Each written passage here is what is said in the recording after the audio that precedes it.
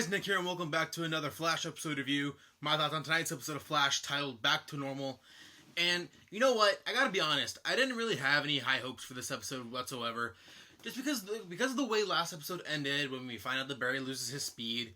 And this show, and most superhero shows like it, whenever the main hero loses their powers, it's the same, oh, woe is me, I gotta save someone with no powers, blah, blah, blah. And they're moping around about not having any powers. This was the first episode of Flash, and the first episode in a lot of these superhero shows, that you finally feel that, you know what, they're focusing on what's at hand. They're not focusing on Barry losing his speed or losing his powers. And while it was a filler episode, nothing really game-changing happened like last week's episode. There's a lot there that I really enjoyed. And also, obviously there were some fun Easter eggs in there. There was a lot of stuff. I loved seeing Iris part of the team in this episode. Finally seeing more of her again. Finally seeing Jesse back. And I'm liking Jesse a lot. And seeing more of Wally. Wally ultimately kind of becoming like Iris was in first season, with him wanting to thank the Flash. And there has been a lot of growth in Wally as a character, because he was he wasn't really layered. He was really, he was reckless. He even says it in the episode. And there's been that growth in him as a character, that he's really grown into the role. And the Kenan Lonsdale, the actor who plays Wally, week after week, I'm liking him more and more, and seeing his slowly building relationship with Joe. And I'm looking more and more forward to him getting his superpowers and him becoming Kid Flash. And in this episode, by the end of it, we're pretty much... Okay, so Wells says he's going to get, give Barry his speed back by creating another particle accelerator explosion. But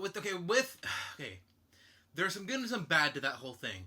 Because on the one hand, with the second particle accelerator explosion, and we have two characters who in the comics are speedsters who don't have their speed yet in the show... More than likely, whatever that particle accelerator explosion is, it's going to end up causing Wally to get his speed and Jessie to get her speed. And I was even talking about it with my brother.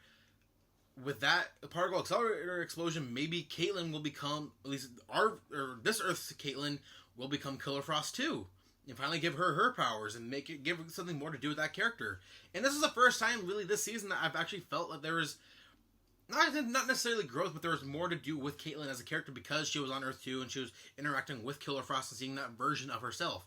So, and the bad side of them doing the particle accelerator explosion, it's okay, this whole episode, Wells was kidnapped by that again, terrible villain of the week that I'm getting tired of. I'm not going to go on that whole rant because I've done it enough times in the past. And it's all about this episode was really about Wells, feeling guilty for what he's done, and because of the particle accelerator explosion, the lives that he has affected and the lives that he has indirectly ruined, and how that's affecting him. And what's bad about it is that he's in the mindset of I need to take responsibility for what I've done. Let's make another particle accelerator explosion, because that's going to solve everything. You would think a guy who's supposed to be with this genius level intellect would think a little more clearly about that, because he's going to feel guilty about because of the particle accelerator explosion and how it affected people around him, whether it was negatively or positively. And yet his solution is to do it all over again, and to me that makes absolutely no sense. I mean, as a fan, I'm happy to hear about it, because it means we're going to be getting Kid Flash and Jesse Quick, hopefully maybe by the season finale. Possibly. But from a logistical point of view, that whole thing just doesn't make sense. So I'm torn about it, because there's the fan in me that wants these characters to get their powers already, but at the same time it's you would think that Wells would think more clearly about what he's doing, and not just be I'm feeling really guilty about what I'm doing, so I'm just gonna do it all over again and see what happens. I know that's not his mentality, I'm exaggerating, but that's that whole issue with me. So, we'll see how it goes, and, more than likely it's going to end up being the way I said, Wally's going to get his powers, Jesse's going to get her powers, Caitlin's probably going to get her powers, so yeah, we'll just see where it goes. Let's see, what else did I enjoy about this episode? I liked a lot of the banter between the team in this episode. Um, when they're when they're all talking to Jesse after they got Jesse back, and she was talking about how she was one of her majors in college was biochem, and they asked her, "Oh, how many?" She's like, "Oh, 5," and they're all like shocked and like, and she's like, "What? That's not normal here?" And Iris is like, "Girl, like that's not normal anywhere." I thought that was funny. It was just fun seeing that kind of banter between the team. And seeing that Jessie, I think it really is going to end up being a cool character. I mean, she's smart, clearly, and I think she works well with the team. So I like seeing her in this episode. What else? The Ace Chemical Easter egg. Like, for those of you who don't know, Ace Chemical is like the building and factory or whatever that was featured in this episode is the famous factory in DC Comics that which was the place that resulted in the creation of the Joker when Batman and Joker or back when Joker was Red Hood or a gangster or whatever. It's usually he's been Red Hood. Him and Batman are fighting, and Joker falls into a vat of acid at Ace Chemicals, which bleaches his skin and turns his hair green. So that's how Joker became that way, at least in most iterations of his origin. So that was a really cool Easter egg.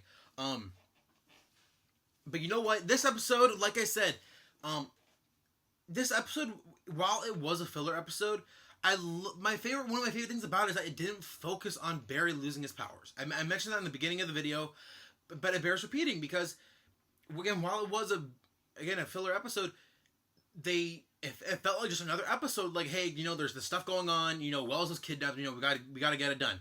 And Barry didn't slow. No pun intended. Barry didn't slow down just because he lost his powers. Like, he was still going out there. He's still going back to his day job, getting all his work done fast, actually, and going out there and doing all these things without his powers. And it's like, why can't the show do that more often? For the episodes when he does lose his powers, because he's done it before in like one episode before, and then earlier this season when he was all bent out of shape after being beaten by Zoom for the first time. And seeing him in this episode, it just feels like it's, I guess, maturity of the character and better writing, because we're not seeing him mop around and be like, oh my god, I lost my speed, and I can't be a hero like this, and he's not down on himself all the time. So I really like seeing that aspect of him in this episode, where he's like, you know what, I mean, I lost my powers, we have a job to do. So he's not slowing down. So I like that about this episode a lot.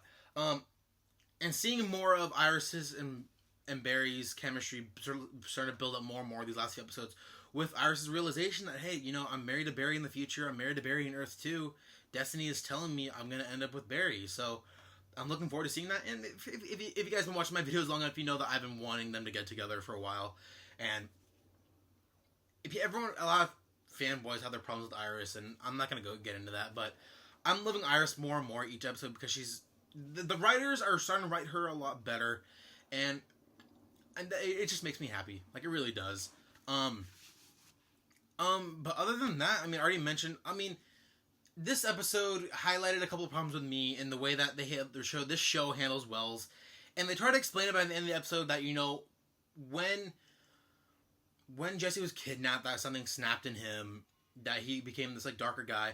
But at the same time, it's just, I don't like this version of Wells. This Wells he's a dick. I mean, that's just how he is.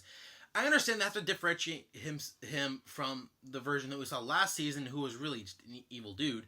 But even then, like, I want some sort of, like, niceness in Wells, and cause I feel like Wells really only cares about himself and his daughter. He's not selfish, but he's not really a team player, and I don't know. I just don't necessarily like how he's been portrayed so far this season. So that was really that, and then the cheesy villain of the week that, again, I could care less about. Other than those two things and the whole particle accelerator thing, I like this episode a lot. I mean, I didn't love it, but you know what? It was a nice filler episode, and I'm excited for the rest of the season. So with that being said, that's going to be it for me. So if you guys like what you see here, go ahead and hit subscribe below. I do review Flash, obviously, on Tuesdays, Legend of Tomorrow on Thursdays. We got Captain America Civil War coming out soon, so I'm going to be doing a review for that when that comes out. A bunch of other stuff on my channel as well. Batman vs. Superman reviews, trailer reviews, Suicide Squad trailer reviews, all that kind of stuff up on my channel. Give this video a thumbs up. What did you guys think of this episode? Did you guys like it? Did you guys have problems with it? Let me know in the comment section below. So again, that's going to be it. So until next time, guys, have a good one.